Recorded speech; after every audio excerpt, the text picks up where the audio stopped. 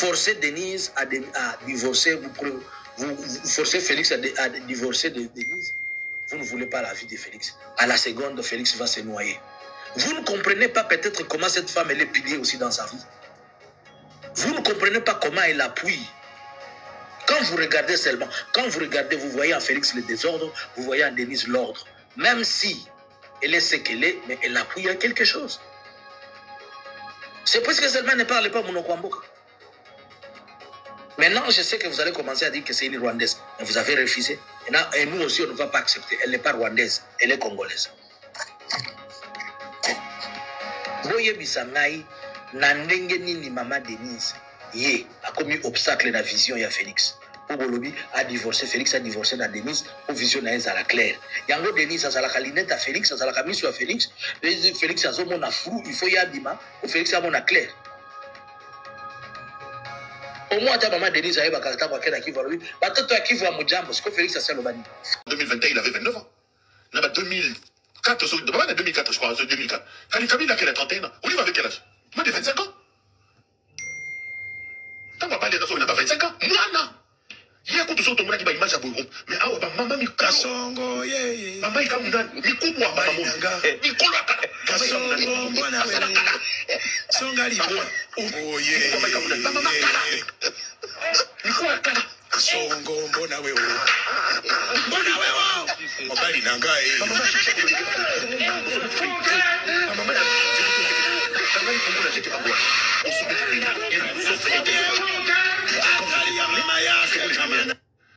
Kabila a pris le pouvoir en 2021, il avait 29 ans.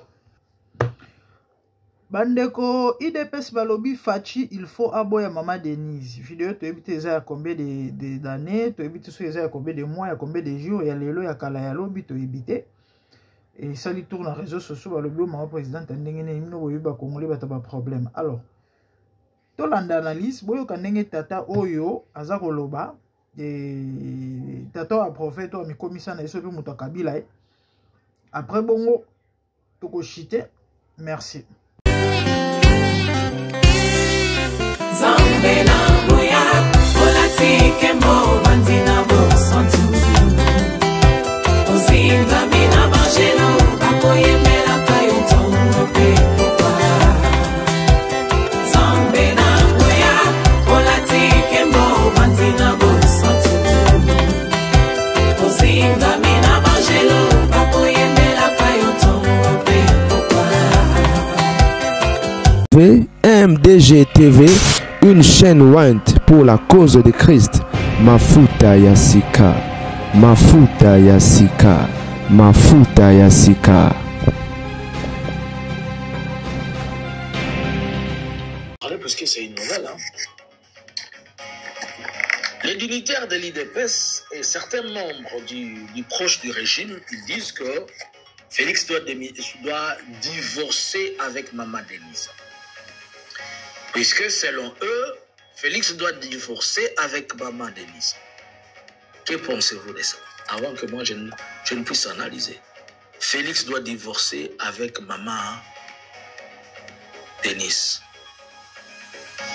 La chérie de l'autre, vous lui demandez qu'il puisse divorcer avec la chérie de l'autre. Là, mettez ma belle, hein. Bonjour, bonsoir. Je vous salue de partout. Vous êtes en train de nous suivre. Partagez cette information. Connectez-vous, abonnez-vous massivement, suivez-nous aussi sur toutes nos plateformes, sur EK News, sur Analysons Congo et dans d'autres plateformes. Beaucoup de gens sont entrés du côté des régimes, sont entrés de s'indigner. Et après, on a publié une vidéo de la première dame, elle est en train de danser Fali, la musique de Fali sur TikTok. On ne sait pas exactement quand est-ce que cela a été prise.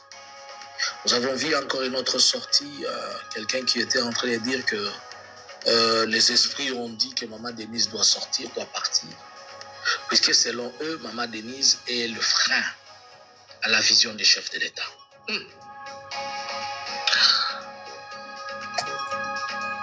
Bon, vous savez que moi j'ai toujours été ouvert en esprit et j'ai toujours donné mon avis et j'ai plusieurs fois agressé analytiquement. Pas militairement, par quoi. Je l'ai agressé sur le plan analytique de mes analyses. Je me suis permis d'être agressif vis-à-vis de la première dame. Mais est-ce que c'est la première dame qui bloque la vision du chef de l'État? D'abord, Maman Denise n'est pas de l'union sacrée. Segundo, Maman Denise n'est pas dans le gouvernement. Tierso, Maman Denise n'est pas elle la présidente. Quarto, ce n'est pas elle qui prend des décisions. Alors, comment se fait-il qu'elle devienne la personne qui embrouille ou dérange la vision du chef de l'État? Est-ce que c'est puisque la fois passée, elle a fait ses sorties? C'était des erreurs. Félix a fait des erreurs plus que cela. Est-ce que vous avez déjà demandé à Félix de démissionner? Félix vient de nous dire qu'il y a des accords secrets entre lui et Kagame. Vous n'avez pas suivi la vidéo? Qu'il y a des accords secrets entre lui et Kagame et qu'il ne peut pas vous révéler ça. Est-ce que c'est Maman Denise qui lui avait dit de dire ça? Quand Félix est parti pour la première fois au Rwanda et dire que les morts du Congo sont de dommages collatéraux, c'était Maman Denise qui avait dit ça. Ah, il y a une autre chose. Il y a une rumeur, je ne confirme pas, ne venez pas dire que c'est moi qui ai dit. Il y a une rumeur.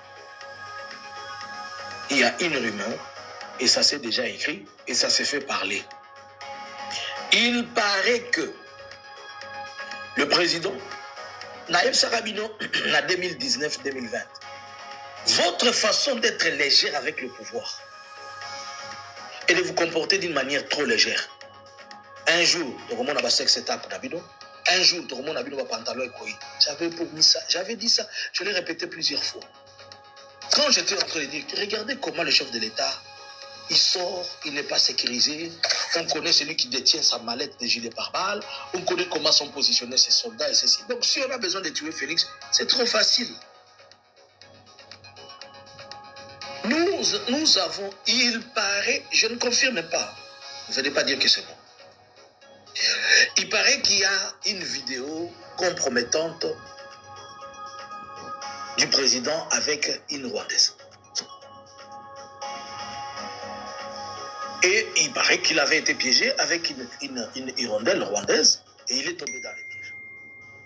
Et on a filmé ça. Et il paraît que c'est détenu par un général, alors on est en train de lui faire des menaces à tout moment. Finalement, c'est son frère Christian qui a intervenu, il a dit Tomonara Mutakala Boketu, est-ce que Boketu a Koufa?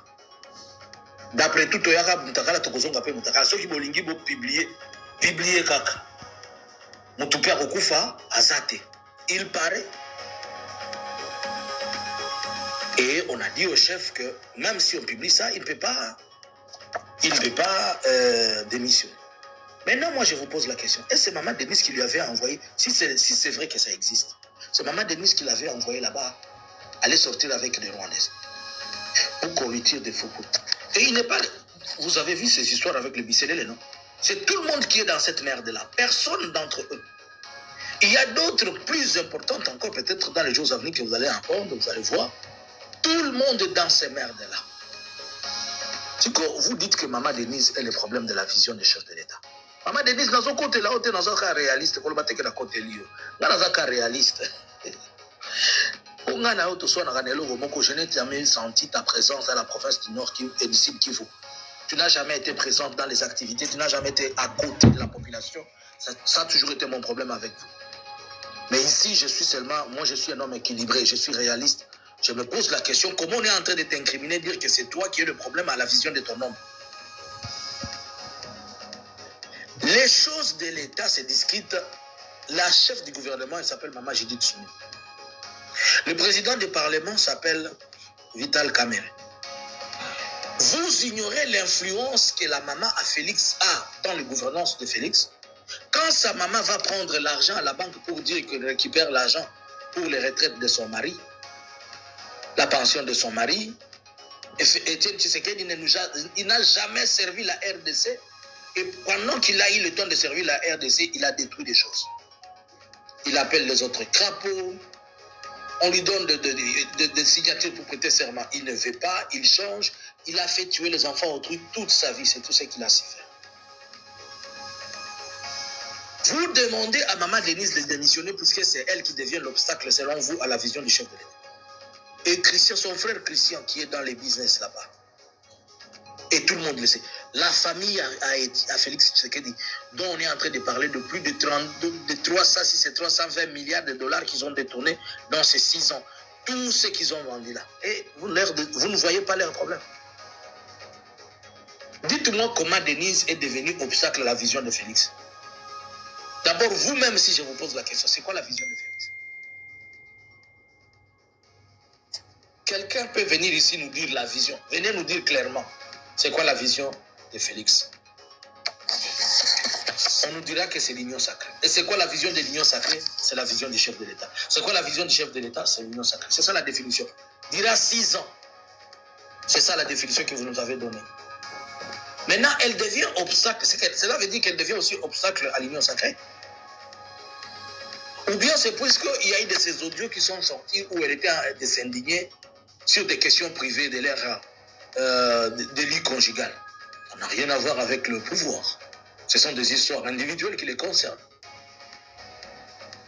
Mais par contre, je suis d'accord avec vous que vous dites à Maman Denise, attends, tu débordes un peu avec tes vidéos sur TikTok. Je ne partage pas la même avis avec les gens qui l'ont appelé la TikTokeuse. Hein? Non. Je n'insulte pas moi. Moi, je n'insulte pas. Mais je me rappelle le jour où elle a voulu faire où elle a dit allô sur TikTok, je suis sur TikTok. Quelqu'un lui avait donné conseil, dit maman, ici sur TikTok, il n'y a pas de loi. Il n'y a pas de grands, il n'y a pas de petits, il n'y a pas de présidents, il n'y a pas de ceci. Tu vas te faire insulter pour rien. Peut-être dans sa manière de penser, elle voulait être proche de la population. Et que ça n'a pas été bien conçu. Maman Denise, je sais que vous autres, vous nous prenez tous pour vos ennemis. Suivez même un peu nos conseils que nous vous donnons. On n'est pas vos ennemis. Nous pouvons vous donner des idées pour faire des choses. Même Félix, on peut lui donner des idées pour faire des choses. Mais les gens nous prennent pour les ennemis. C'est ça le problème avec vous. Alors que les autres s'inspirent de ce qu'ils disent, ceux qui pensent être leurs opposants, ou ceux qui pensent dire le contraire d'eux, pour leur permettre d'être aussi bien comprises. Moi, dites-moi comment la démission, le divorce de Félix fera que la vision de Félix devienne claire et qu'elle puisse marcher. Mais je vous préviens, si vous forcez Denise à divorcer, vous forcez Félix à divorcer de Denise, vous ne voulez pas la vie de Félix. À la seconde, Félix va se noyer. Vous ne comprenez pas peut-être comment cette femme elle est pilier aussi dans sa vie. Vous ne comprenez pas comment elle appuie. Quand vous regardez seulement, vous voyez en Félix le désordre, vous voyez en Denise l'ordre. Même si elle est ce qu'elle est, mais elle appuie à quelque chose. C'est parce que seulement ne parle pas Monokwamboka. Maintenant, je sais que vous allez commencer à dire que c'est une Rwandaise. Mais vous avez refusé. Et nous aussi, on ne va pas accepter. Elle n'est pas rwandaise, elle est congolaise. Voyez Bissamai, Nandenge Nini Maman Denise, Yé, a commis obstacle dans la vision de Félix. Pour Bolobi, a divorcé, Félix a divorcé dans Denise, pour visionner à la claire. Yango Denise, ça la calinette à Félix, ça la camise sur Félix. Félix a mon flou, il faut y abima, ou Félix a mon clair. Au moins, ta maman Denise a eu bakata bakena qui va lui. Batato a qui va mujambo, ce que Félix a salo bani. Ulobaka wakatumbi za Congolais te pozo koka kolobani lingala te. Mais Félix a la Congolais ndenge ni ayeba kape koloba swahili te. Puisque selon vous ceux qui mutu alobi lingala da comme vrai Congolais. Ba libanais nyoso bazolo ba lingala na Kinshasa bazala Congolais. Problème à tibia ils ont un problème. Tibia des problèmes na vie. Mais on peut Moto bana jam déjà TV mafuta sikeza linga bino grande dame avec un grand jikana cadre actualité bande ko babolingo ke zoni boyi mamni ko leka mboka oyo surtout na sens ya politique. Alors to banda nano na lisolo ya divorce, OK? Na ozamula ite et puis après to ko chiter na tata na biso oyo que je respecte beaucoup. Quand on a loba na introduction vidéo wana to petit chose ya mbula nini Maman Denise abanda ko bina na petit so ba kondolele yango wapi et du coup balobi kazo sala soni ya présidence topé ya mboka. Je ne crois pas vidéo wana za mikolo boy. Je sais pas trop mais bon, est-il que balobi que moi ça mon connaît se comporter boité na voice so ote ko fuiter récemment boyebi avant ba Rwandais ba ba M23 ba na ko isa Goma tous en actualité à Mamba Voice certainement vous se rappeler il y a mon solo ba Jérôme Papi il y a ba ex et autres et de tout ça nyon soana et ils ont tourné la carte sauce donc ba lobi ke azadignité à part ba vire ba légèreté auto mentionné auto yebi auto yoka et ba lobi ke ba consulter ba koko ba lobi milimo et lobi ke mutoza ko bloquer vision ya Fachi ezali Denise yango il faut Fachi a divorcer Denise nameka ko fungwa maman moke nameka ko fungwa maman moke et puis après on a rejeté na lobela likambo tata na biso oyo bouti ko landa pendant plus ou moins 10 minutes ça la pe ba analyse na a lobela mboka la famille mambo e mozo ça la passe mais bon que voulez-vous et ndeba lobama essayer sopani parce que jusqu'au preuve du contraire c'est Félix qui est le chef de l'État, OK?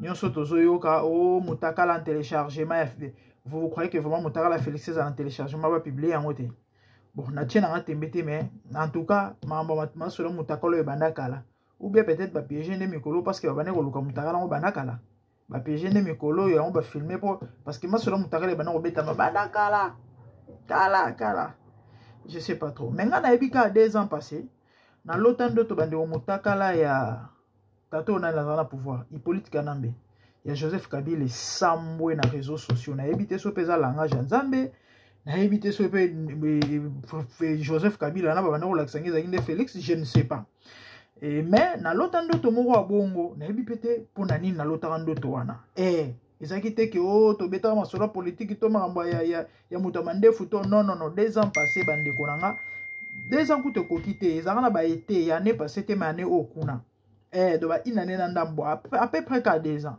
parce que était kalaté na lotando to bande mutakala Joseph Kabila sambwe na réseaux sociaux ezo tambola na yebite sope mutakala ngo yangwana ezalika langage bazo l'accent que non et il s'agit à président de la République parce que nous avons utilisé la facette ebele voilà et pour na kolobana mutu bref côté on a to longwe attention mutakala ngo sambwe lelo c'est vrai vous allez soni vous allez humiliation mais bon après tout c'est Félix qui est le chef de l'État nandimi peta attention mutakala ngo bimé lelo ko démissionner bon nzambe ka asunga Congo nzambe kaka asunga Congo bande ko nanga likambo ya ko divorcer Maman Denise cause en a raison mais quelque part ils avaient kaka piège parce que quand des tatouages lobby que celui Félix le divorcé Denise tu vois que Félix a recouvert effectivement ngana yoka kala na lingi bandeko aboza la tolérance s'il vous plaît parce que problème à congolais alaka tolérance 0 problème à congolais alaka so alinga moto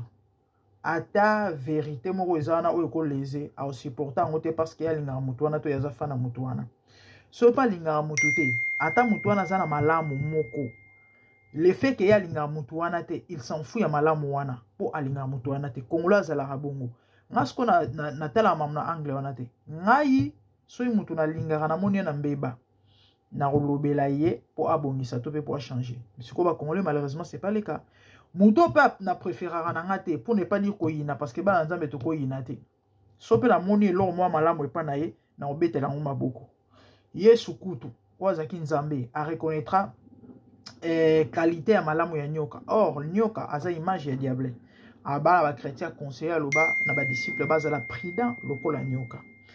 La famille, avant, na loba likamo na TikTok. TikTok dans vous déjà suivi ko leka YouTube na ngai. Bolingo za na frontière te. Avant na loba likamo na loba. Bolingo za na frontière te. OK? Félix na Denise balingana. Et du coup, peu importe origine ya Félix, peu importe origine ya Denise. Mais ce qui est vrai, par rapport à Oto Yebina Oto Yoka, Maman Denise azalaka rwandaise. Certainement, il faut aller à 50%. Elle est de Kivundambu, Nandambu rwandaise parce que na mwasi ya Kagame, bazala ba cousine direct, baza koko moko. Batu bavani na Angleterre abayebi. Maman Denise nga bana rovana en Angleterre. Elle vivait ici comme étant rwandaise. Azala na grand frère naïe. Grand frère na no prière en église, il y a pasteur de Gaulle. Batu bazana à Londres, baby pasteur de Gaulle.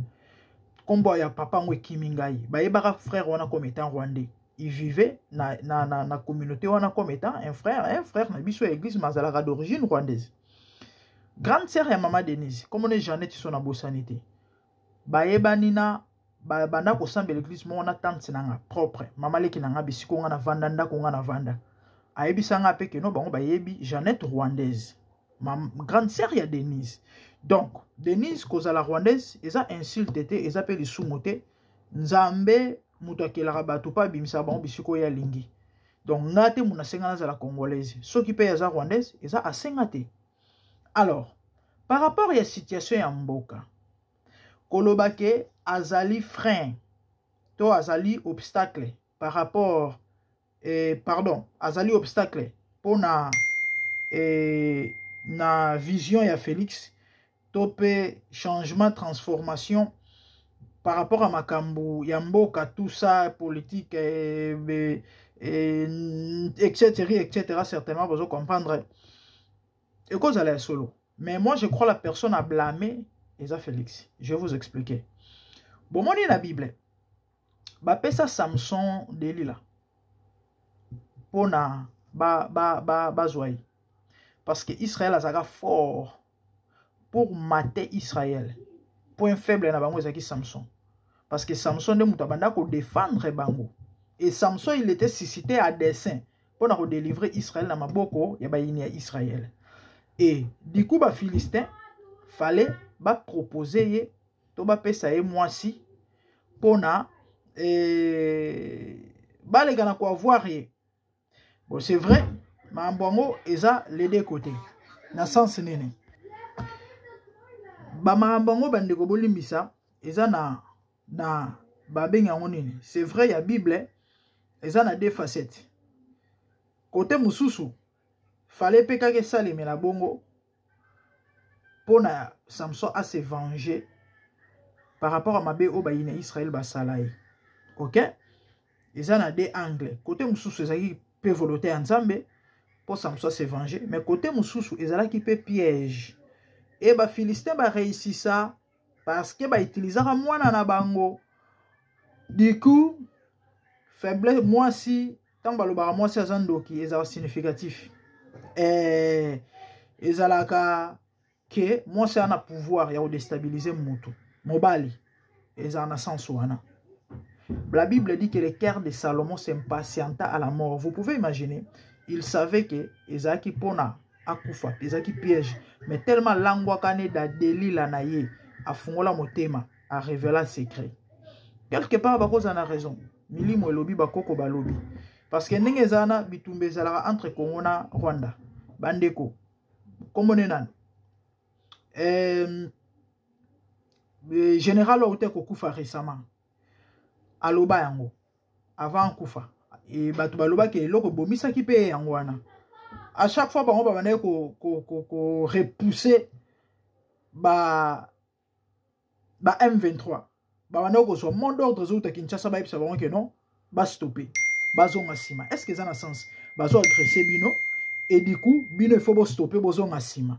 Pour nini? Ba battre la relation, il y a belle famille.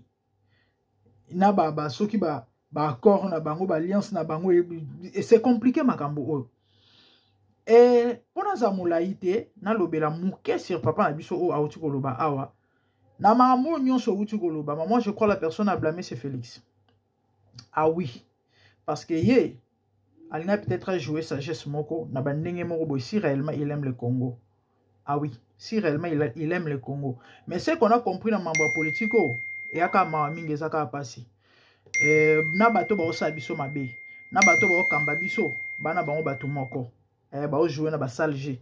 Et on va monde ba mambo biso ba msusu to nga lobela ngo susuté. Parce que c'est ambigu hein, c'est vraiment bizarre, c'est louche, c'est compliqué. Félix azolo bana biso msusu mambo ya zo sala msusu.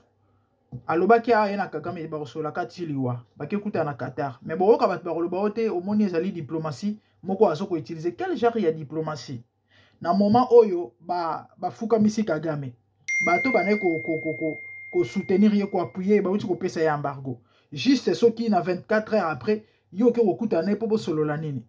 oh no bazana ba accord moko soki secret au fait mambo ya fatière moko ezo sa motema passe ezo yokisa na soni mais est-il que Congo ya mboka na biso souci na biso eza Congo parce que Félix akoleka biso mboka na biso nde Congo et c'est le seul pays que nous avons donc tokobunda pona mboka na biso nzambe ayokela biso mawa to continuer kobondela bandeko nanga parce que nous autres tona manduki te c'est ça tona manduki te to continuer kobondela nzamba kitsa mawa na e asa miracle so kotindela biso Gédéon atindela biso Gédéon ko délivrer biso na maboko ya Madian.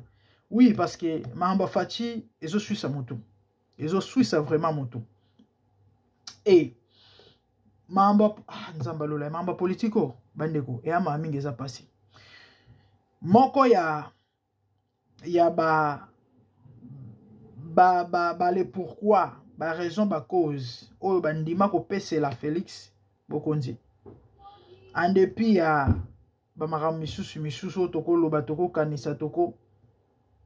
Et ça parce que fallait à la moitié rwandais pembeni na ya rwandais pembeni na on est à dossier mamba politique pour na nini pour nous contrôler RDC parce que il y a on est la pour ça na bango ba balkaniser mboka il y a boire et à manger dans cette histoire dans cette affaire. Et pour conclure avant le bela mamba tata na biso ona ozamukuse boyebi na mamunionso peu importe forme na yango nzamba zangi sarate et l'ilobana ya suka ou encore décision na e et là mususu boko mona yango mabe mais nzamba permettre on pour ba réseau son lo pakala ce qui est vrai peu importe nabi que peut-être pour na bato belé et cause la compliqué hein et des ordres mais pour ceux qui sont mûrs pour ceux qui sont spirituels va comprendre ngai peu importe forme Félix Azola Bokondi Dieu était derrière ça mais malheureusement il n'a pas suivi la voie de Dieu. Et Saül dans la Bible, c'est Dieu qui l'avait choisi. C'est Dieu qui l'avait établi comme roi dans Israël. Mais malheureusement, à ça la volonté Nzamba rejeté. C'est pareil avec Félix. Peu importe forme à combien na bokondi. Na ba géopolitique na ba mamunyo sur les cas et salema tout na bisiko to komi lelo. Ezaki Nzambe nde muto permettre parce que Bible lobi lo monter au comme ça qui a permettre. Malheureusement, les pauvres, tant où y a et na place à ça la volonté Nzambe, ayo ko sala mambo ya monaki ya sala to pas sepela ki ya sala lelo to kombi siko to komi.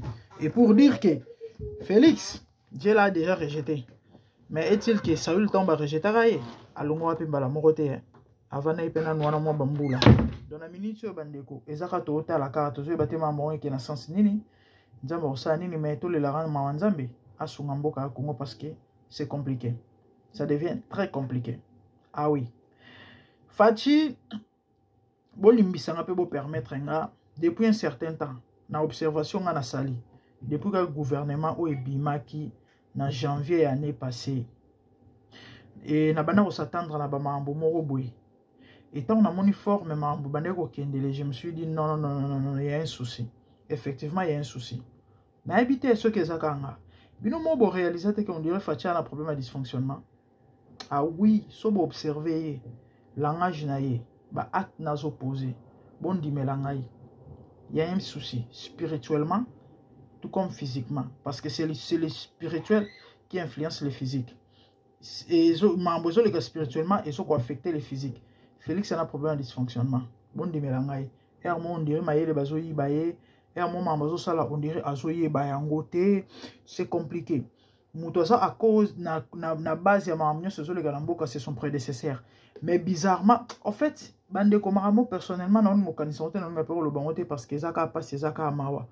Fachi bandeko, il a de très sérieux problèmes spirituellement d'abord et physiquement ba conséquences ya ngona ko mona na miso. Nzambe kaka asunga Congo et parce que na minute yo en tout cas, peut-être dans le Bamanga, la moi makasi. On dirait Mbogezo Kamba Manamutumo, peut-être que on a un problème mental, mais que Dieu nous aide. Ah oui, bon permettre un aïe. Tout le monde sait que parce que na minito, il y a un homme président Boka Torosani, ils sont dans la souci à Congo. Torosani. Mais si on a le baba vérité ya makasi makasio, ça parce que eza yango. Et à ma amie, ça parce que Dieu nous aide. Bandeko, papa na biso personnellement na respecte raï. Ngana yebi mosali Nzambe, c'est un prophète. ya na mabete ko loba makambo politique hein voilà biso to sala ba analyse na makambo nyonso tata oyo bomoni bato ba pesa ba prophétie mingi na ba réseaux sociaux voilà ye normalement musala na ye abanda ko sala yango wana ya ko pesa ba prophétie et makambo zo le kana mboka makambo ko leka boy tala na période boy nzamba la kisinga ce qui va se passer papa du coup to la muka komane muto Kabila comment on le ba makambo na faveur à Kabila na défaveur à Félix pour nani. Généralement, les prophètes mingi bomona na ba réseaux sociaux surtout ba obalobela mingi mambo eza politique. Bazara bato ba visa ba intérêt mo songolo pakala. Et du coup, soka alobi ba ocheka akate o ka changer le côté. Mikolo Denis ça auto beta banzondo hein. A outu pe reçoit moi pa kwa na ye. Fallait na sala une émission plus ou moins des semaines passées. Bomona ba image Denis les ba bengi ça na présidence hein.